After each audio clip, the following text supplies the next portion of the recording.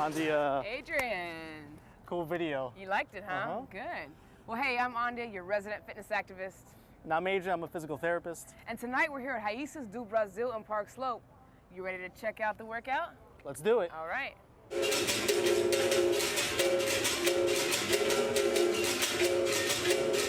Hello, Brooklyn. Welcome to another episode of Check Out the Workout. Tonight we're here with Professor Kuro of Raíces do Brasil. What is capoeira? So capoeira is a Brazilian martial arts invented by African slaves in Brazil long time ago. So capoeira is one martial art that involves so many elements, the music, instruments, and the dance, fight. So tell us about how did you get involved in capoeira? So I got involved with capoeira when I was 11 years old, when I started follow my friends. They start training capoeira and say, oh, let's go, let's check it out, this class here. And then I like, and then start be like, follow my life and be part of my life. And because capoeira is like something else more than just take one class and leave, and the community we have and the things we do outside class, really like a lifestyle, like a family. Awesome. Great. We're excited. Let's check out the workout.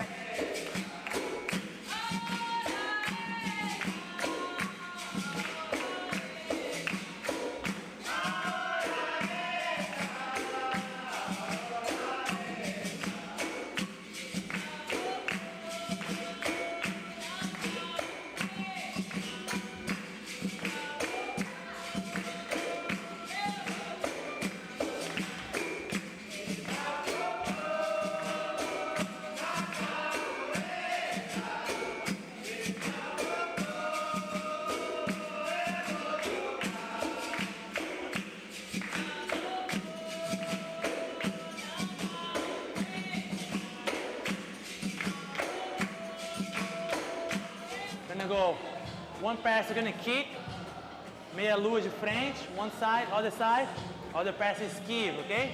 And then other pass do the same thing. So just watch, you're gonna kick out, in. Good. Don't cross, you come back here, okay? And then other leg. Good. And then my turn. Esquiva. Good. Other side. Good. After that, cartwheel. Okay?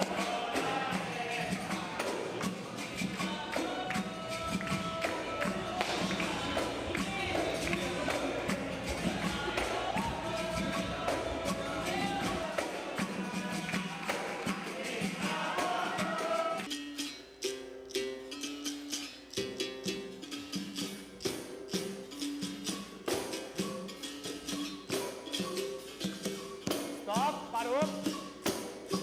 Vai chutar meia luz de frente.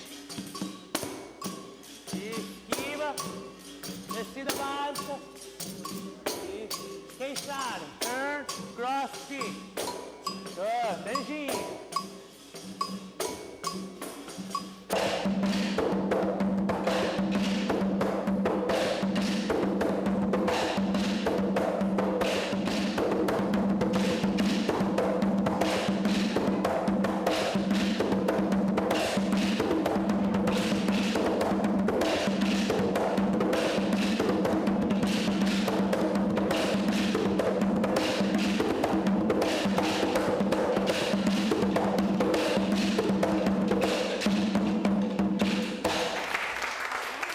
High five, everybody, high five. Thank you. Again, high five. Good job, guys, good job, good class. I think what was really important about this workout is it was not just about the movement, It was like the mental muscle, the physical muscle, but it was like the musical, spiritual muscle as well, and kind of being in tune with other people, and the beat muscle. So I had trouble at first because I was trying to be too technical. And when I finally started to kind of settle and be more fluid, things started to flow and the movements became part of the whole part of the group.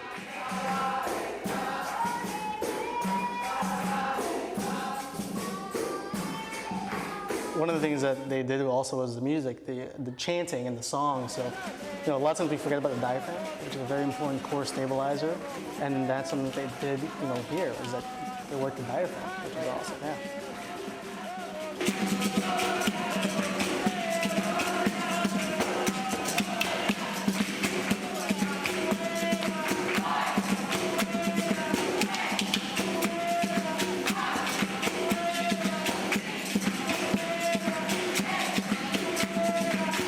So how would you offer this workout to someone who is having issues with mobility? Would this be something they can do? I think one of the important things during the hamstring stretches, right, there's a lot of high kicks. Oh, that's one thing that's been That killed me. So for example, if you don't have much mobility, which I learned myself, like when you're doing these kicks, I would say that that's about the limit that I have.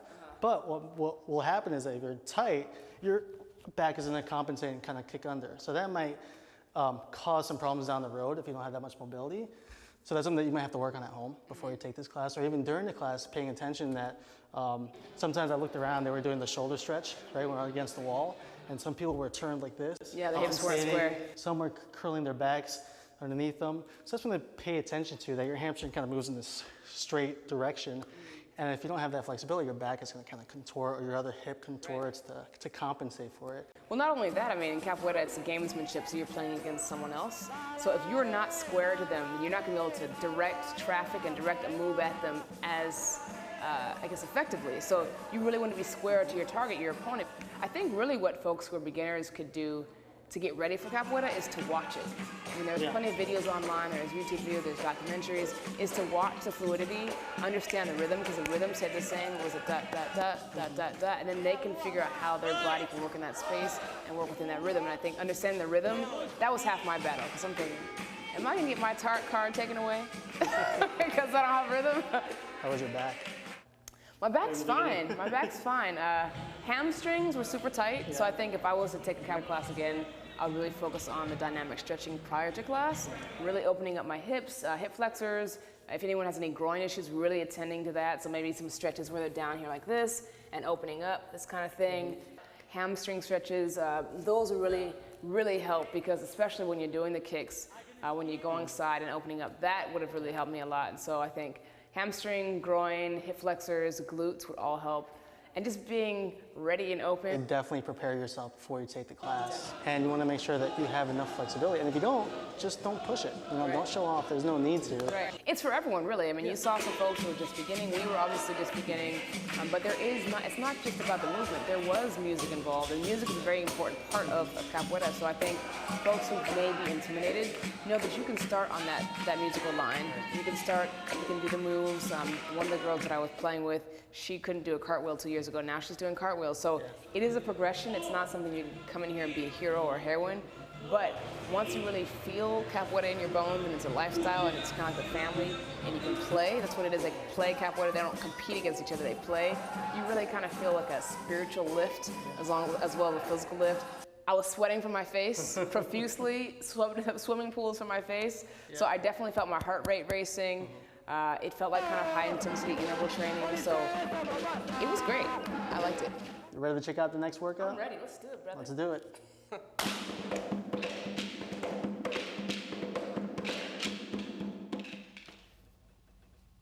I'm Dean Winslow, doing it mentally, physically, and spiritually. Great piece also produced by producer Clinton Filston. All right, the world of high school sports and academics has many twists and turns and ups and downs as student athletes pursue a college sports scholarship or even a pro career.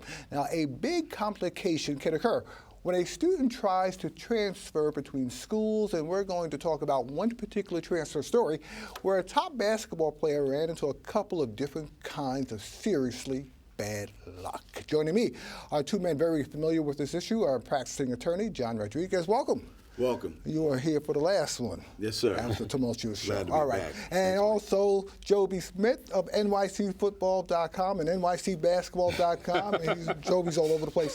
Welcome back. Thanks a lot, Mike. We haven't been here in quite some time. Oh, yeah, but it's great to be with you guys. All right. We're dealing with this case. We're not going to mention any names. We want to protect the innocent and the guilty. So we're going to do that.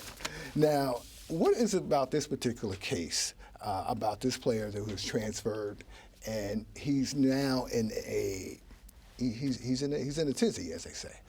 Well, there was nothing wrong with the transfer itself. The transfer was a safety transfer. The transfer was fine. The young man had been a victim, and he transferred from one school to another one purely at the with the blessings of the Department of Education. But being that this young man was a high-level basketball player, he received advice from individuals who may have had a conflict of interest with his interests. Some of these individuals, and I can tell you, it's probably not just the individual, and I'm sure the individual had no intent to see this individual harmed, but because the nature of the kid's ability to play basketball and where he stood, the team that he would have gone to would have given that team a great advantage. But Joby, no matter what, this kid is that good where no matter where he was playing, they were going to find him anyway. Absolutely, but again, there's certain rules and stipulations about the way you can transfer, and academics plays a big part. And by them submitting the Form A, which I know we can speak about on a legal sense, you got to remember that. What is it about this Form A? Well, the Form A is for the PSAL to determine the eligibility of the student, and it's submitted by the principal and the athletic director. So we will see how this plays out, but my attorney friend right here can speak better of that. Academically, though, you got to do the work in the classroom, right? I mean, Correct. Correct. So in this instance, the kid actually did, the young man actually did, was eligible. There was some questions about his eligibility at the end of last term, all right? That's where the questions came into play. And the issues that arose were related to whether or not his interest was going to be furthered or the interest of the school that wanted him to play. And that's the question. I think in this particular instance, the family and the young athlete, student athlete, got conflicted advice. Is this always a case of the grass being seen greener on the other side, and everyone's looking for sunshine and blue skies, get that college scholarship, and maybe make the pros, and everyone's depending on the student to carry the family? The difference in high school sports and college sports as opposed to the pro game is you have the player for a limited amount of time. So your interest in that player has an expiration date. You're always looking for the next player. So that's a big problem to me because this conflict, often a lot of families, this is the first opportunity to have a family member go to college. Often they don't have the wherewithal or the knowledge is what needs to be done, and they count on people to lead them in the right navigate direction. themselves through the system.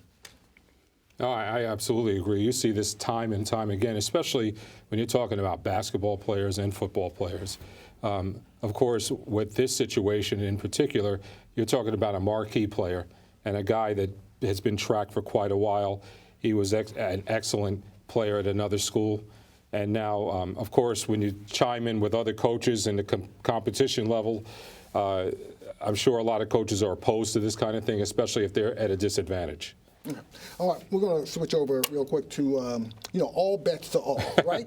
Yes, DraftKings and FanDuel in New York State, according to State's Attorney Eric Schneiderman. How do you guys feel about this? Is this a matter of, to me, is it a matter of that these folks who promote fantasy football, fantasy sports, were not paying their share to the state?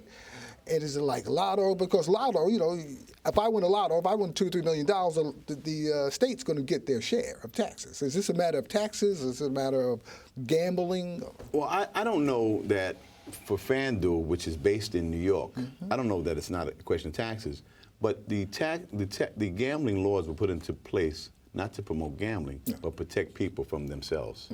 People tend to gamble to excess and often are taken advantage of by the people who control the gambling. It makes no sense to have a business that's not going to make money. True. So the tax law, the gambling laws were put into place for purposes of protecting consumers. And you talk about this being a game of skill as opposed to a game of chance, and we know there's some level of chance in these kind of games. So that's where it slides over to sort of the gambling side of it. And I agree. I mean, you have to protect people from themselves, and it's very addictive. When you talk about FanDuel and, DraftKings, boy, it's like what, a multi-billion-dollar business now. And you talk about the kind of traction they've gotten quickly. So, you see the ad campaigns, the media. So I think that you got to really protect people. And the thing is, it's sort of legitimate. It sort of looks legitimate on TV because ESPN's involved. All the networks are involved. The NFL, maybe to a degree, but the networks are involved in this. I heard something from someone who speaks on ESPN yesterday, Bomani Jones, who indicated that FanDuel is a couple of days behind payments on folks who are getting paid, who are owed money, who are seeking their money. And he cautioned that they're only going to fall further behind as people begin to question, why is it that folks are not being paid accordingly? Is it the fact that the money is being taken out?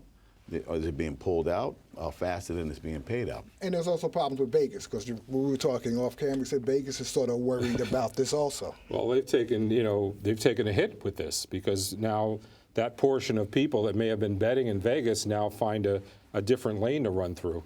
When that DraftKings employee, Ethan Haskell, had that inside information allegedly and made $350,000 over on the other side, but what is that raised some eyebrows. What is considered inside information if a player is injured? You know about it before perhaps someone in the press knows about it, or if you're not notifying people that a particular player has an ankle injury? Sure. Well, a late injury report would be made available at times. Some people keep that undercover, but you can utilize that kind of information to decide whether a player is going to perform well or not. And this is all performance-based information. Right. Or even play. And you may not know about to the day of the game. Exactly. All right, gentlemen, thanks for coming. I got to have you back again. Don't worry, we'll be back, because I know we have a lot to talk about. We do. Thanks a lot. All right.